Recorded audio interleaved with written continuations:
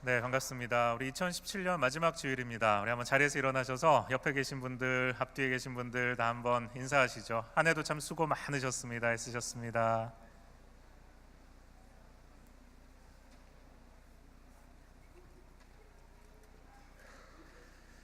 네, 수고를 정말 많이 했다고 생각하시는 분들은 오래 손을 잡고 흔드시는군요.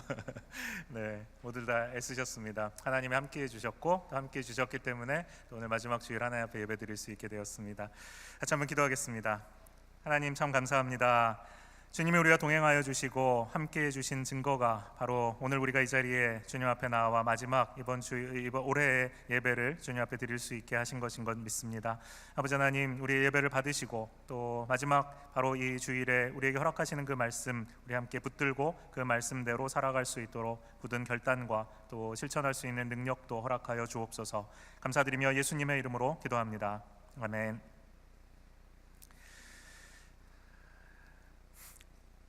인생의 길이를 어떻게 느끼는가 하는 것은 어떤 인생을 살고 있는가에 따라서 다릅니다. 어떤 사람 똑같은 인생을 똑같은 365일을 살더라도 굉장히 길게 느끼며 사는 사람이 있고 또 굉장히 짧게 느끼며 살아가는 사람도 있습니다. 같은 사람이라도 자신의 인생을 어떤 때는 인생이 너무나도 길고 지루하다라고 느낄 때가 있고 또 어떨 때는 순식간에 정말 빠르게 지나가는구나, 짧은 순간으로 느끼는 그런 순간들도 있습니다. 인생의 길이라는 것은 이렇게 주관적이고 상대적인 것이죠. 일본 작가 중에 우치다테 마키코라는 작가가 있습니다. 최근 한 인터뷰 한 것을 읽어봤는데 이런 얘기를 하더라고요. 떨어진 벚꽃도 또 남아있는 벚꽃도 다 지는 벚꽃이다라는 일본 격언을 인용하는 것을 들었습니다. 한창 피어있는 화려하고 아름다운 청춘도 또 시들어가는 힘을 잃은 노년의 인생도 다 지는 벚꽃이긴 마찬가지다라는 말이죠. 결국 끝을 향해서 걸어가는 인생일 뿐이라는 것입니다. 그래서 우리에게 필요한 것이 무엇인가? 우리 인생의 끝이 있고 또 우리 인생이 화려하게 피었다가 또 그렇게 전성기를 자랑할 때도 있지만 결국은 어쨌든 다 떨어지고 마는 지는 벚꽃과 같은 인생이다라는 것을 생각한다면 우리에게 필요한 것은 무엇일까요? 그것은 바로 이 세상을 살아가는 지혜입니다. 그것도 우리를 위해서 만든 지혜가 아니라 하나님이 우리에게 주시는 바로 그 지혜를 우리는 붙들고 살아야 하는 것입니다.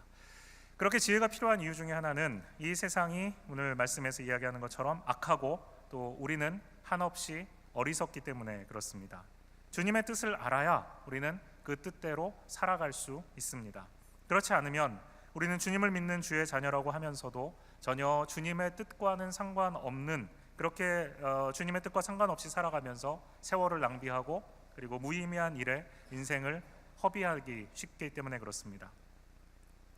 인생은 바람에 날아가는 겨와 같고 또 파도에 사라지는 모래성과 같습니다. 그렇기 때문에 우리에게는 지혜가 필요합니다. 가짜가 판치는 세상이라고 요즘에 이야기합니다. 요즘에는 이 가짜가 진짜 같고 또 진짜가 가짜 같죠. 요즘에 그 물건을 파는데 모피, 그다음에 뭐 가죽 이런 옷을 이제 파는데 모피 코트 같은 걸 입으면 이제 사람들이 왜 이 동물 학대를 하느냐 뭐 이런 얘기를 하기 때문에 이 모피 같은 옷을 입는데 실제로는 진짜 모피가 아니고 가짜인 것이 더 잘 팔린답니다. 가죽도 마찬가지래요. 진짜인지 가짜인지 구분이 안 가는데 가짜가 오히려 더 사람들이 양심에 가책받지 않고 소비하기가 좋기 때문에 그런 것이 오히려 더 잘 팔리는 세상이 되었다는 것이죠. 가짜가 진짜 같고 또 진짜가 가짜 같은 세상, 수많은 자기계발서, 어줍지 않은 인생 선배들의 조언이 넘쳐나는 이 세상, 2018년 요맘때가 되면 뭐 내년에 트렌드가 어떻게 될 것이냐, 앞으로 10년 후에 이 한국 사회는 어떻게 될 것이냐, 미국은 어떻게 될 것이냐, 이런 것에 대한 수많은 이 지혜를 가지고 이야기하는 책들이 많이 나옵니다. 어떤 지혜가 우리 인생을 위한 정말 참된 지혜일까요? 오늘 말씀을 통해서 사도 바울은 우리에게 얘기합니다. 우리의 인생, 지는 벚꽃과 같은 우리의 인생이 의미 있는 삶이 되기 위해서는 어떻게 해야 되는가? 바로 주님의 뜻을 이해해야 한다라고 말씀하십니다. 주님의 뜻대로 살아가는 인생, 그 인생은 세월을 아끼는 인생입니다. 우리 모두 다 하나님께서 주신 한 번 사는 인생을 살아갑니다. 남들과 똑같이 7, 80년의 세월을 살아도 마치 그 두세 배의 인생을 사는 것처럼 하나님의 뜻을 이루며 살아가는 인생이 있습니다. 또 반면에 똑같은 시간을, 똑같은 세월을 살아가지만 어떤 인생은 주어진 세월을 다 낭비하고 결국 주님이 부르실 때 주께 드릴 것 아무것 없이 그냥 빈손으로 주님 앞에 나아가야 되는 허무한 인생도 있을 수 있습니다.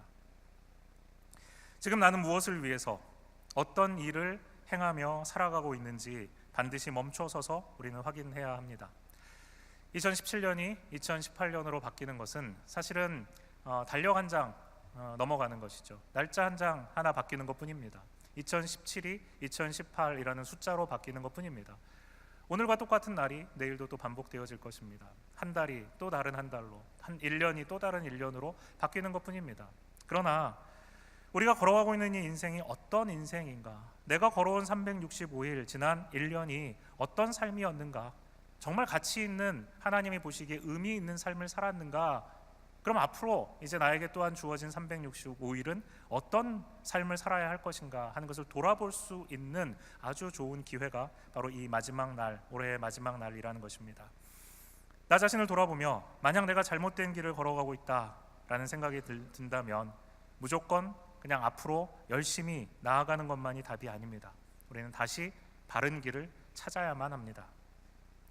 모두가 자기가 원하는 인생을 자기 원하는 방식대로 자기를 위해 살아가면 된다라고 말하는 이 세상이 우리에게 주는 메시지, 그 메시지는 틀린 것입니다.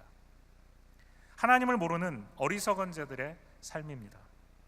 하나님을 만나서 하나님의 자녀가 된 인생, 사도 바울이 얘기하는 것처럼 이제 예수 그리스도로 말미암아 구원받아 하나님의 자녀, 빛의 자녀가 된 인생은 반드시 빛의 열매를 맺는 인생이어야 합니다.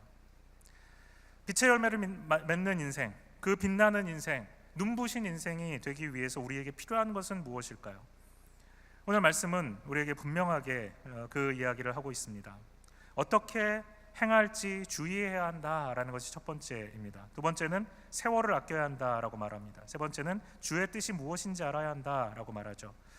우리 같이 16절, 17절, 15절, 16절, 17절 말씀을 한번 다시 보았으면 좋겠습니다. 한번 같이 읽어볼까요? 15절, 16절, 17절. 그런즉 너희가 어떻게 행할지를 자세히 주의하여 지혜 없는 자 같이 하지 말고 오직 지혜 있는 자 같이 하여 세월을 아끼라. 때가 악하니라. 17절 말씀이요. 그러므로 어리석은 자가 되지 말고 오직 주의 뜻이 무엇인가 이해하라. 사도 바울이 우리에게 권면하고 있는 말씀이 바로 이 세 가지입니다. 어떻게 행할지 주의해야 한다는 것입니다. 그리고 세월을 아껴야 한다는 것이죠. 그리고 마지막으로 주님의 뜻이 무엇인지 알아야 한다는 것입니다. 여러분, 지나온 365일 2010년을 돌아보실 때 여러분 어떤 생각이 드십니까? 혹시 여러분 중에 2017년 한 해는 참 허무하게 낭비했구나 하는 생각이 드시는 분 계십니까? 아니면 2017년을 열심히 나름대로 최선을 다해 살았다라고 생각은 들지만 지금 돌아보니까 그것이 나의 열심으로 살기는 했는데 주님의 뜻을 구하면서 살았던 것은 아니었구나라는 후회가 드시는 분은 없으십니까? 올 한 해뿐만 아니라 지금까지 내가 살아온 이 인생이 빛의 자녀로 빛의 열매를 맺는 빛나는 인생이 아니었다라고 생각이 드시진 않습니까? 아직 우리에겐 늦지 않았습니다. 우리에게 지혜 주시는 하나님, 어리석은 자에게 하나님의 뜻을 깨닫게 해주시는 하나님께서 오늘 이 말씀을 통해서 우리에게 터닝 포인트를 허락하여 주시기 원합니다. 더 이상 우리의 시간과 재능을 낭비하지 않고 주님을 위해서 주님이 우리에게 맡겨주신 이 인생을 그 뜻을 추구하며 지혜로운 빛나는 인생이 되기를 소망하며 이 말씀 앞에 함께 나아가기를 원합니다. 지금까지 우리가 이 말씀을 우리가 자세히 읽어야 할 세 가지 필요성에 대해서 얘기했습니다. 어떻게 행할지를 자세히 주의해야 합니다. 왜 그럴까요? 이를 위해서 지혜가 필요하기 때문에 그렇습니다. 세월을 우리는 아껴야 합니다. 왜 그럴까요? 때가 악하기 때문입니다. 주의 뜻이 무엇인지 이해해야 합니다. 왜냐하면 그것을 알지 못하면 어리석은 자가 되기 때문에 그렇습니다. 그렇다면 어떻게 해야 주의 뜻을 이해하고 세월을 아끼고 또 지혜롭게 행할 수 있을까요? 18절 말씀이 바울이 우리에게 주는 이 세 가지 이 질문에 대한 답입니다. 18절 말씀을 한번 같이 읽어보겠습니다. 술 취하지 말라. 이는 방탕한 것이니 오직 성령으로 충만함을 받으라. 한 번 더 읽어볼까요? 술 취하지 말라. 이는 방탕한 것이니 오직 성령으로 충만함을 받으라. 이 두 가지를 얘기합니다. 술 취하는 것과 성령의 충만함을 받는 것, 이것을 대조하고 있습니다. 술을 마시는 것, 그래서 그 술이 내 안에 들어가서 술에 취하는 것, 그리고 성령이 내 안에 오셔서 나를 충만하게 하는 것, 이 두 가지가 지금 대조가 되죠. 술을 마셔서 취하게 되면 어떻게 될까요? 처음에는 내가 이제 술을 컨트롤합니다. 술을 한 잔, 두 잔 이렇게 마시면서, 제가 마신다는 것이 아니고 마시게 되면서 술을 내가 컨트롤한다고 생각하면서 이제 술을 마시게 되죠. 근데 어느 시점을 지나면 어떻게 되죠? 내가 술을 컨트롤하는 것이 아니라 술이 나를 컨트롤하는 지경에 이르게 됩니다. 그래서 여러분, 술 취한 사람 치고 아름다워 보이는 사람 있습니까? 술을 취하니까 이 사람은 평소보다 너무나도 고귀해 보여, 이런 분이 계십니까? 없죠. 그런 분이 계시면 계속 술 취해 계셔야 되는데 그런 분은 한 번도 본 적이 없습니다. 술을 취하면 우리의 이성도 마비되고 우리의 지성도 마비되고, 그리고 본능만 남은 동물 같은 꼴이 되죠. 그래서 먹어같이 취했다 이렇게 얘기하잖아요. 얘기 안 하겠습니다. 먹어같이 취했다 이렇게 얘기를 하죠. 성령으로 충만함을 받는 것은 이렇게 술에 컨트롤 당하는 것의 정반대 현상입니다. 성령으로 우리가 충만하게 되면 이제까지는 내가 내 삶을 컨트롤하며 살았는데 성령에 충만하고 나니까 어떻게 되는가 하면 성령이 나를 컨트롤하는 삶, 성령이 나를 지배하는 삶을 살게 되는 것이죠. 나의 이성은 성령으로 말미암아 더욱 예리해집니다. 나의 지성 역시 성령에 의해서 더욱 깊어집니다. 나의 감정 역시 성령에 의해서 더욱더 부드러워지고 하나님의 은혜를 추구할 수 있게 됩니다. 내 안에 있는 믿음은 지금까지 나의 판단과 내가 살아가면서 경험했던 그 경험이라는 한계를 뛰어넘어서 주 예수님 안에서 바랄 수 없는 것을 바라게 됩니다. 주 예수님 안에서 지금까지 소망할 수 없었던 것을 소망하게 됩니다. 그래서 히브리서에 나오는 것처럼 수많은 믿음의 우리의 선배들이 그러했던 것처럼 세상이 감당할 수 없는 자가 되어지는 것이죠. 이것이 모두 다 성령이 충만할 때, 성령이 우리의 삶을 컨트롤할 때 되어지는 일입니다. 그러므로 우리는 성령으로 충만하기를 간절히 소망하고 간구해야 합니다. 성령으로 충만해지지 않고서는 도저히 할 수 없는 일들이 있기 때문에 그렇습니다. 내가 내 자신의 삶을 붙잡고 내 인생을 내가 좌지우지하면서 컨트롤할 때는 결코 할 수 없는 일들이 있습니다. 그 일들은 너무나도 소중한 일이기 때문에 성령에 사로잡혀야만, 성령의 지배를 받아야만 할 수 있는 일들입니다. 그것이 무엇일까요? 19절에서 21절 말씀에서 사도 바울이 우리에게 그것을 정리해 주고 있습니다. 성령 충만할 때 우리가 어떤 모습이 되는가 하는 것을 분명하게 말씀하고 계십니다. 성령 충만한 모습들을 우리가 볼 때 어떤 사람들은 그렇게 얘기합니다. 성령 충만할 때 우리가 주체할 수 없는 이상한 웃음을 웃게 됩니다. 소위 말하는 holy laughing이라고 하죠. 그런 이 부흥이 현상들이 있다 얘기하는 사람들이 있습니다. 어떤 사람들은 막 짐승이 짖는 듯한 소리를 내기도 하고 무분별한 이상한 예언을 하기도 하고 또 거짓 치유를 선포하는 것, 이런 것들이 성령 충만한 것이라고 생각합니다. 성령을 경험하는 것이라고 생각합니다. 전혀 그렇지 않습니다. 바울은 성령이 충만할 때 우리에게 어떤 일이 일어나는가, 그것을 세 가지로 우리에게 정리해 주고 있습니다. 우리 18절에서 21절 말씀을 한번 같이 읽어봤으면 좋겠습니다. 18절 말씀부터 한번 보겠습니다. 5장 18절에 술 취하지 말라, 이는 방탕한 것이니 오직 성령으로 충만함을 받으라. 시와 찬송과 신령한 노래들로 서로 화답하며 너희의 마음으로 주께 노래하며 찬송하며 범사에 우리 주 예수 그리스도의 이름으로 항상 아버지 하나님께 감사하며 그리스도를 경외함으로 피차 복종하라. 성령으로 충만함을 받으라 라고 말씀하신 다음에 성령으로 충만한 결과 어떤 일이 일어나는가 세 가지를 얘기합니다. 첫 번째는 주님께 시와 찬송과 신령한 노래들로 찬양하게 되는 것입니다. 온 마음을 다해서 주님께 노래하고 찬송하게 돼요. 두 번째로 성령 충만하게 할 때 우리는 어떤 일이 일어나는가, 모든 일에 그리고 항상 주 예수 그리스도의 이름으로 하나님 아버지께 감사하게 된다라고 말합니다. 그리고 세 번째로 성령 충만하게 될 때 그리스도를 경외함으로 피차 복종하게 된다라는 것이죠. 이것이 바로 성령 충만할 때 나타나는 현상들입니다. 이 말씀에 비추어서 우리는 간절히 성령의 충만을 간구하고 성령의 충만함으로 말미암아 성령의 컨트롤을 받아서 바로 이와 같은 일들을 하게 해야만 하는 것입니다. 바로 이 세 가지 일들, 시와 찬송과 신령한 노래들로 하나님 앞에 찬송하는 것, 범사에 항상 우리 하나님께 감사할 수 있는 것, 그리스도를 경외함으로 피차 복종하는 일, 이 일들은 성령의 충만함 없이 우리의 힘과 우리의 노력으로는 결코 할 수 없는 일들이라는 것입니다. 이 각각을 우리가 한번 자세히 살펴보았으면 좋겠습니다. 성령으로 충만하게 될 때 제일 첫 번째, 성령에 취하게 될 때 일어나는 첫 번째 일, 주님께 노래하고 찬송하는 것입니다. 이렇게 성령의 컨트롤을 받으며 주님 앞에 찬송하고 노래할 때, 그때 우리가 하는 노래와 찬송은 이전과는 전혀 다른 차원의 기쁨으로 이 찬양을 하게 됩니다. 로이드 존스 목사님이 이런 말씀을 하셨습니다. 개인과 교회 가운데 성령이 특별한 능력으로 임하시면 그 교회와 개인 속에 그리스도의 영광이 평소와는 달리 분명하고 명확하게 드러난다라고 말했습니다.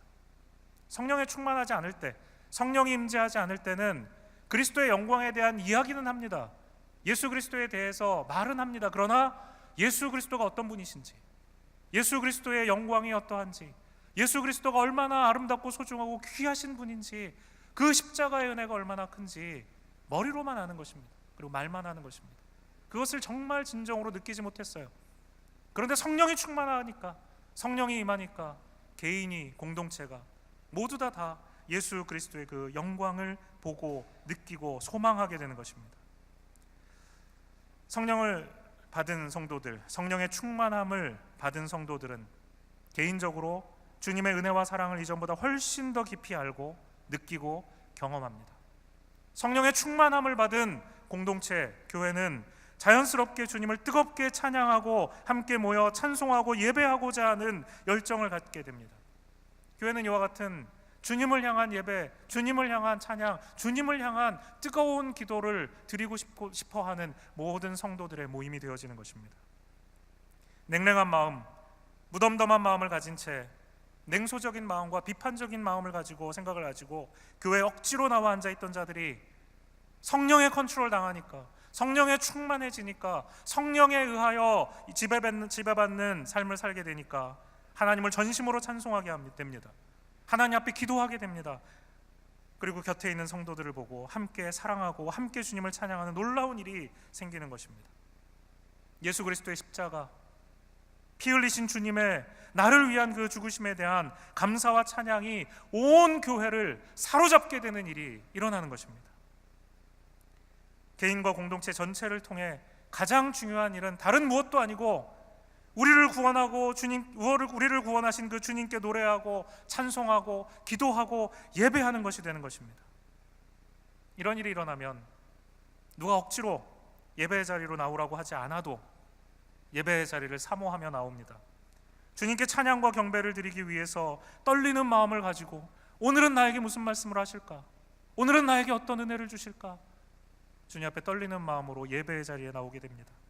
설교자의 말씀을 들을 때 온 힘을 다해 그 말씀으로 자신을 비추어 보면서 그 말씀을 받고 그 말씀 속에 혹시라도 나에게 깨닫게 해주시는 죄가 있으면 그 죄의 문제를 붙들고 주님의 사죄에 대한 확신이 생길 때까지 주님 앞에 회개하며 나아가는 은혜가 우리 안에 허락되어지는 것입니다. 성령의 충만함을 받은 성도들은 이와 같이 찬송과 예배의 삶을 살아갑니다. 교회 안에 있을 때와 세상 가운데 살아갈 때 그들의 모습에 전혀 차이가 없습니다.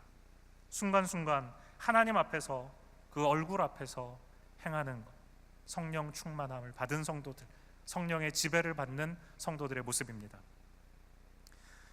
지난 목요일과 금요일에 교회 난방이 고장이 났습니다. 새벽에 기도하기 위해서 교회에 나와서 문을 열고 난방을 확인했는데 가장 추운 날씨에 난방이 작동하지 않았습니다. 내려가서 보일러실에 가서 눌러도 보고 스위치도 조작해보고 그랬지만 난방이 고장이 났습니다. 교회가 얼음 동굴같이 추웠습니다. 새벽에 어둠이 걷히고 구름 사이로 비친 아침 햇살이 우리 교회의 아름다운 스테인드 글라스 사이를 비추어서 조금의 온기를 우리에게 줄 때까지 기도했습니다. 어쩌면 우리의 지금의 영적인 상태는, 제가 그 기도하면서 느낀 것이 그것이었습니다. 우리의 영적인 상태는 보일러가 고장난 얼음 동굴 같은 이 교회 예배당보다 더 차갑게 식어 있는 것은 아닐까. 성령의 충만함 대신에 세상의 술에 취해서 예수님을 보면서 기도하고 예배하고 찬송할 우리의 마음은 고장난 보일러처럼 싸늘하게 식어 있는 것은 아닌가. 만약에 이 말씀을 듣고 있는 우리의 영혼의 상태가 그렇다면 오늘 우리가 해야 될 것은 이 한 해의 마지막 날을 보내면서 축배를 들고 불꽃놀이를 보고 세상 사람들과 똑같이 시간을 보내는 것이 아닙니다. 우리가 해야 할 가장 시급한 일은 바로 우리의 싸늘하게 식어버린 영혼의 상태를 느끼고 인정하고 하나님께 기도하는 일입니다. 마치 절벽에 매달린 사람이 도와달라고 온 힘을 다해서 소리치듯이 그렇게 나의 식어있는 이 마음속에, 나의 식어버린 주님을 향한 이 열정 속에 성령의 충만함을 허락하여 주셔서 다시 기도를 회복시켜 주시고 다시 예배를 회복시켜 주시고 다시 주님 앞에 간절한 찬송이 회복되게 해 주옵소서 기도하는 것입니다. 성령 충만의 두 번째 특징은 우리가 감사하게 된다는 것입니다. 감사는 감사를 낳습니다. 감사할 것이 없다고 생각할수록 하나님께 감사할 것을 깨닫게 해달라고 기도해야 합니다. 왜냐하면 감사할 것이 없는 것이 아니라 감사할 줄을 모르기 때문에 그렇습니다. 오늘 본문을 자세히 읽어보면 항상과 모든 일에 라는 말이 본문에 기록되어 있습니다. 우리 20절 말씀 한번 같이 볼까요? 20절 다시 한번 같이 읽어보겠습니다. 시작. 범사에 우리 주 예수 그리스도의 이름으로 항상 아버지 하나님께 감사하며. 네, 범사에 항상 모든 일에 그리고 항상 감사하다 해야 된다라고 말하고 있습니다.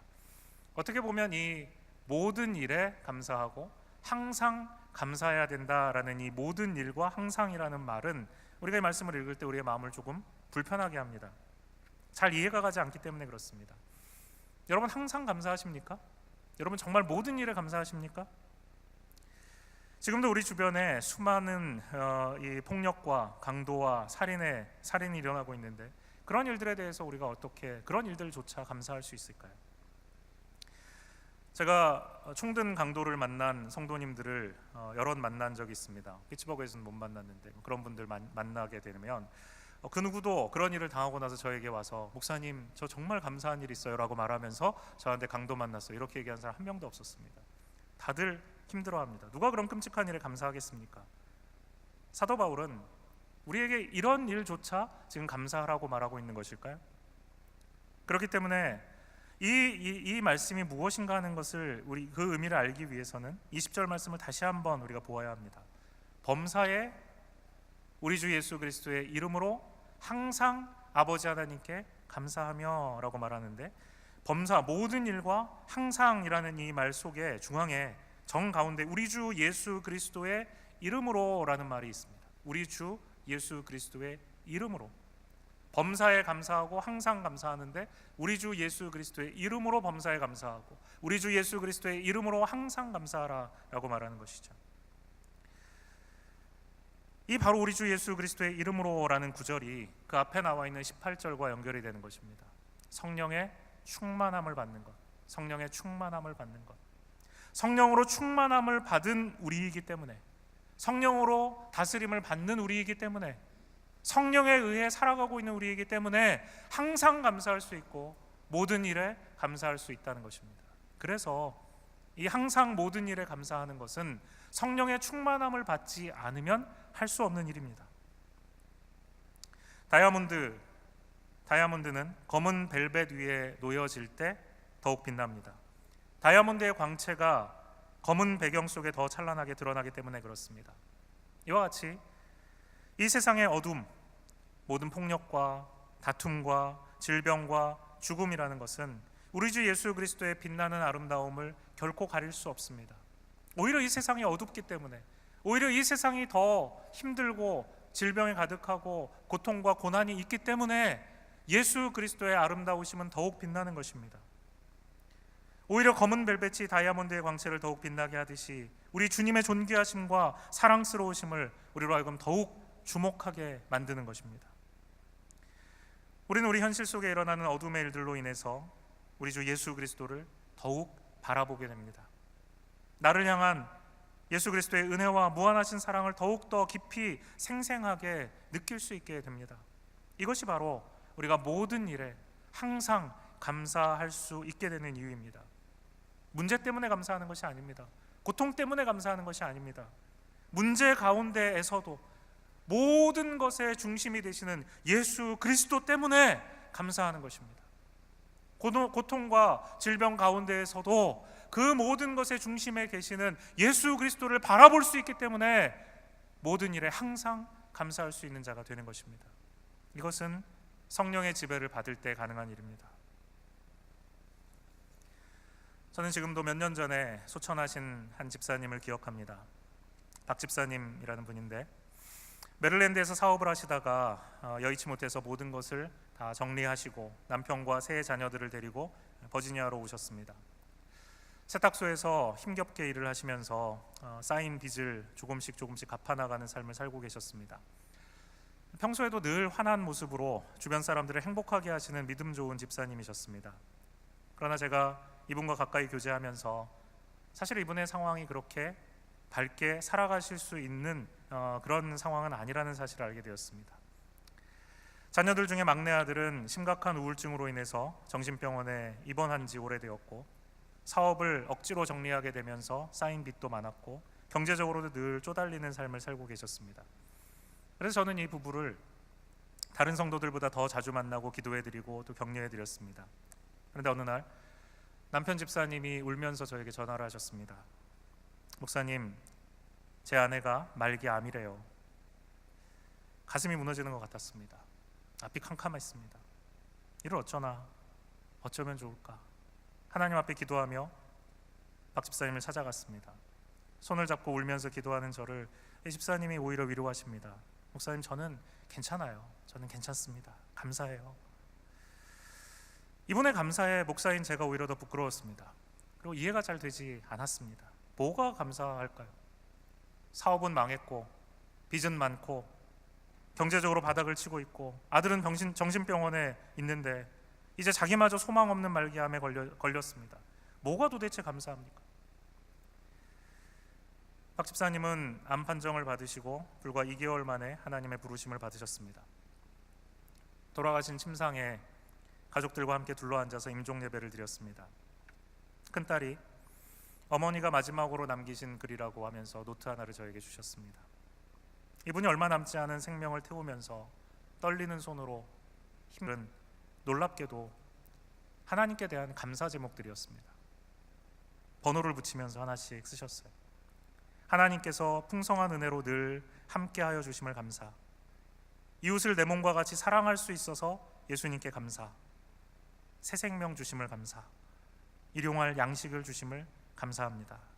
그리고 마지막 10번째 감사 제목으로 건강 주심에 감사합니다 라고 쓰셨어요. 40대 젊은 나이에 인생을 몹쓸 암으로 마치시면서도 건강 주심에 감사할 수 있다. 아마도 마지막 순간까지 하나님이 허락하여 주신 그 삶에 대한 감사였던 것 같습니다. 가장 어두운 삶의 순간에서도 그 어두운 현실에 마음과 시선을 빼앗기는 대신에 박 집사님은 그 어두운 가운데 빛나는 예수 그리스도를, 구주 되신 그분을 바라본 것입니다. 현실이 힘들고 고통스러웠기 때문에 예수님이 함께 하신다는 사실, 그 예수님이 나에게 새 생명 주셨다는 사실은 더욱더 달콤하고 기쁨이 된 것입니다. 그래서 그 힘든 순간에 온 마음으로 감사 제목들을 적으시면서 마지막 삶의 불꽃을 태우셨던 것입니다. 누가 이와 같은 감사를 할 수 있을까요? 누가 모든 일에 항상 감사할 수 있을까요? 바로 성령의 지배를 받는, 성령의 충만함을 받은 성도들입니다. 성령의 충만함을 받아 빛나는 예수 그리스도를 바라보는 성도, 바로 그 성도만이 모든 일에 항상 감사하라는 말씀을 살아낼 수 있습니다. 이런 성도들이야말로 하나님의 빛나는 광채로 눈부신 인생을 살아가는 그와 같은 성도가 아니겠습니까? 세 번째로, 성령의 충만함은 공동체 안에서 성도들이 서로에게 복종하도록 이끕니다. 그리스도를 경외한다면, 그리스도께서 이 교회를 어떻게 세우셨는지를 생각한다면, 그리고 그리스도께서 우리와 함께하고 있는 이 성도들을 얼마나 사랑하셨는지를 깨닫는다면, 우리는 이 교회를 흠잡고 상처 입히고 분열하게 하려는 어떠한 시도도 용납할 수 없고 거기에 동참할 수 없습니다. 성도들은 하나님이 교회를 위해 세우신 목사와 장로들에게 복종하고 목사와 장로들은 하나님을 두려워하면서 성도들을 목양하고 말씀을 가르치고 교회를 위해 봉사해야 합니다. 교회는 내 의지를 따라서 내 만족을 위해서 들락날락하는 그와 같은 사교 클럽이 아닙니다. 교회는 한인회가 아니고 로타리 클럽이 아닙니다. 교회는 그리스도 예수께서 피 흘려 죽으시면서까지 사랑하여 주신, 그렇게 세우신 하나님의 공동체입니다. 하나님의 말씀을 전하고 가르치며 예수님처럼 양떼를 사랑하고 돌보는 목사와 장로들, 교회를 섬기는 일에 헌신적인 본이 되는 이와 같은 목사와 장로를 가진 교회는 그러므로 복된 교회입니다. 그런 그들을 보고 그들의 섬김을 받고 그와 같은 모습을 배우며 그렇게 성장해서 모든 성도들이 예수님을 닮은 제자가 되는 바로 그와 같은 교회, 그 교회가 복된 교회입니다. 이런 교회 안에 있는 성도들은 얼굴부터 다릅니다. 이런 교회 안에 있는 성도들은 얼굴이 피어납니다. 살아납니다. 얼굴에 빛이 납니다. 예배드린다고 앉아있지만 설교자조차 세상의 술에 취해서 세상의 가치관을 따라서 세상의 성공을 추구하라고 가르치고, 성도들은 자기가 지금까지 이룬 것들에 대해서 자기 자랑하느라고 바쁘고 그렇게 허우적거리는 그런 교회, 이런저런 교회의 모임들은 세상의 모임과 거의 차이가 없는 그와 같은 교회, 만약 그런 공동체에 속해 있는 성도들이 있다면 아무리 의로운 심령을 가진 자라고 할지라도 그런 곳에서 자신의 믿음조차 지켜낼 재간이 없습니다. 하나님을 만날 수 없는 예배, 하나님의 뜻을 따라 살아가려고 온 힘 다해서 배우고 기도하고 노력하는 성도들의 그 땀냄새 나는 신앙의 나눔이 없는 모임들은 우리의 인생을 빛의 자녀답게 빛나게 살아가는데, 빛의 열매를 맺으며 살아가는데 아무런 도움도 되지 못합니다. 도움이 되기는커녕 우리의 믿음과 신앙을 망가뜨립니다. 예배를 통해서 온 힘을 다해서 하나님을 만나기 위해 쓰는 교회, 찬양과 기도를 통해서 하나님을 높이는 교회, 하나님의 말씀을 듣기 위해 하나님의 음성에 귀 기울이는 교회, 소그룹으로 모이기름 쓰고 모일 때마다 모든 성도들이 믿음으로 살아가며 믿음으로 살아가는 간증이 차고 넘치는 교회, 말씀을 배우고 훈련받아서 그리스도의 성숙한 제자가 되기 위해 한 걸음 한 걸음 함께 나아가는 교회, 바로 이런 교회를 하나님이 기뻐하십니다. 이런 성도들을 하나님은 빛나게 하십니다. 성도가 성도를 돌아보고 하나님이 기뻐하시는 공동체를 이루는 일, 그 일 역시 성령의 충만함을 받은 성도들이 아니고서는 바랄 수 없는 일입니다. 성령으로 충만함을 받아 성령의 지배를 받는 성도들이 함께 모였을 때 이와 같은 공동체, 주님이 원하시는 공동체가 이루어집니다. 끝난 인생, 제가 앞서 벚꽃 같은 인생이라는 그 말을 했던 일본 작가 우치다테 마키코 이야기를 드렸는데, 이 우치다테 마키코의 최근 소설 제목이 바로 이 끝난 인생입니다. 이 소설의 첫 문장이 이렇게 시작합니다. 정년퇴직이라, 이건 뭐 생전 장례식이다. 65세로 정년퇴직을 하는 주인공인 다시로 소스케의 독백입니다. 다시로 소스케는 동경대 법대를 졸업하고 일본 최고의 은행에 입사해서 전무로 정년퇴직을 했습니다. 일평생 엘리트로 살았습니다. 그런데 막상 정년퇴직을 하고 나니까 시간은 남아돌고 할 일은 없었습니다. 문화센터를 가거나 또 자원봉사를 하면서 그렇게 소일을 하는 것은 자존심이 허락하지가 않았어요. 그래서 일을 찾다가 벤처기업의 고문으로 참여를 합니다. 그랬다가 그만 그 회사의 모든 빚을 다 뒤집어 쓰게 되고 망합니다. 또 뒤늦게 연애도 한번 시작해봤지만 또 실패합니다. 결국 모든 실패를 다 뒤로 하고 소스케는 고향으로 돌아갑니다. 65세로 정년퇴직한 소스케의 인생, 정말 소설 제목대로 끝난 인생일까요? 떨어진 벚꽃도 남아있는 벚꽃도 다 지는 벚꽃이니까 끝난 인생일까요? 그러나 하나님의 눈에 끝난 인생은 결코 없습니다. 우리에게 호흡이 있다면 우리 인생은 결코 끝난 인생이 아닙니다. 정년퇴직한 노인들만 스스로 이렇게 끝난 인생이다라고 고백할까요? 독백할까요? 그렇지 않습니다. 오늘날 수많은 젊은이들이 미처 꿈도 펼쳐보기 전에 끝난 인생이다라는 낙인을 스스로 자기 가슴에 찍습니다. 그리고 절망합니다. 수많은 아버지들이 죽지 못해 이러다가 밤이 되면 무거운 발을 질질 끌면서 아무도 반겨주지 않는 집으로 쓸쓸하게 돌아갑니다. 그리고 매일 그러한 일을 반복합니다. 끝난 인생일까요? 하나님은 그런 우리에게 전혀 다른 말씀을 하고 계십니다. 우리에게 호흡이 있다면, 우리가 이 세상에 취하여 살기를 포기하고 우리의 인생의 나이와 상관없이 오직 성령의 충만함, 성령의 다스림을 받으며 살아감으로 말미암아 날마다 하나님이 기뻐하시는 새로운 인생, 날마다 생명의 빛을 낳는 인생을 살라고 말씀하십니다.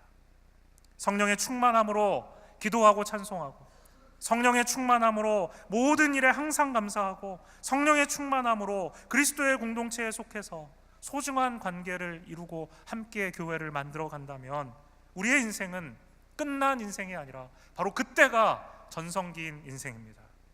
성령에 취하여 살아가는 성도는 인생에 살아갈 날이 적어지면 적어질수록 더욱 그리스도의 향기가 진하게 납니다. 고향에 돌아온 65세의 이 소스케에게 고향에 남아 계셨던 89의 노모가 말합니다. 자네는 아직 한창 때이네.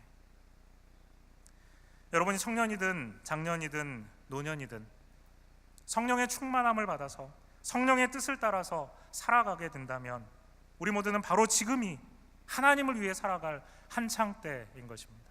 매일이 하나님이 기뻐하시는 하나님의 허락, 하나님의 충만한 은혜를 허락받는 빛나는 인생의 페이지가 될 것입니다. 올 한 해를 마무리하며 우리 함께 간절히 바로 이 성령의 충만함을 구했으면 좋겠습니다. 여러분 한번 눈을 감고 하나님 앞에 올 한 해를 돌아보시면서 나는 올 한 해 정말 성령의 충만한 삶을 살았는가? 성령 충만한 가운데 하나님께 정말 성령 충만하지 않고는 드릴 수 없었던 예배를 드렸던가? 나는 온 마음 다해서 그렇게 하나님 앞에 모든 일에 항상 감사할 수 있었던가? 나는 주님이 빚값 주고 사신 이 교회 공동체를 사랑하고 내 곁에 있는 이 성도들을 사랑하며 그렇게 한 해를 보냈는가? 우리 자신을 돌아보고 이제 이 순간 하나님이 허락하여 주시는 성령의 충만함을 구하는 우리가 되었으면 좋겠습니다. 그래서 새롭게 허락하여 주시는 내일부터 펼쳐지는 2018년은 이와 같은 성령의 충만함으로 말미암아 주님이 기뻐하시는 인생 살아갈 수 있는 그와 같은 우리가 되기를 원합니다. 같이 한번 입술을 열어서 통성으로 기도하겠습니다. 아버지 하나님, 하늘에 감사합니다. 주님께서 우리에게 허락하여 주시는 인생의 날들이 주님의 은혜 가운데 아버지 하나님 지나갔습니다. 365일을 보내고 아버지 하나님 때로는 힘들고 어렵고 때로는 절망하고 좌절하고 때로는 하나님 앞에 눈물 흘리며 하나님의 도우심을 간구하는 시간들을 보냈습니다. 아버지 하나님, 이제 우리가 우리의 인생 아버지 하나님 다시 돌아볼 때 아버지 하나님 저 자신의 인생을 돌아볼 때 아버지 하나님의 이 삶들 가운데 날마다 성령 충만하여 살지 못했던 것을 주님 고백합니다. 다시 한번 간구합니다. 주님, 저에게 성령의 충만함을 허락하여 주옵소서. 우리 모두에게 성령의 충만함을 허락하여 주옵소서. 그래서 주님이 기뻐하시는 성령 충만하지 않고서는 도저히 할 수 없는 기쁨과 감사, 성령 충만하지 아니하고서는 할 수 없는 그와 같은 성도를 향한 사랑, 교회를 향한 사랑, 이 열정과 헌신이 내 속에 있도록 주여 도와주옵소서. 우리 가운데 그와 같은 사랑이 있도록 주여 도와주옵소서. 하나님 은혜를 감사합니다. 2017년의 마지막 주일에 우리에게 세월을 아끼라 때가 악하니라 말씀하시며 어리석은 자가 되지 말고 오직 주의 뜻이 무엇인가 이해하기 위해 성령의 충만함을 받으라고 말씀하시는 그 주님의 뜻을 깨닫게 해주시니 감사합니다. 우리에게 성령의 충만함으로 기도하고 찬송하고 예배하는 은혜가 있게 하여 주시고 우리에게 성령의 충만함으로 모든 일에 감사하고 항상 감사할 수 있는 자가 되게 하시며 성령의 충만함으로 말미암아 주님이 원하시는 주님의 교회 공동체를 이루는 그 일에 함께 할 수 있도록 아버지 하나님 도와주시옵소서. 오늘 우리 결단하며 한 해를 돌아보며 주님 앞에 나와왔습니다. 주께서 우리의 결단과 우리의 소망이 온전히 열매 맺게 해 주옵소서.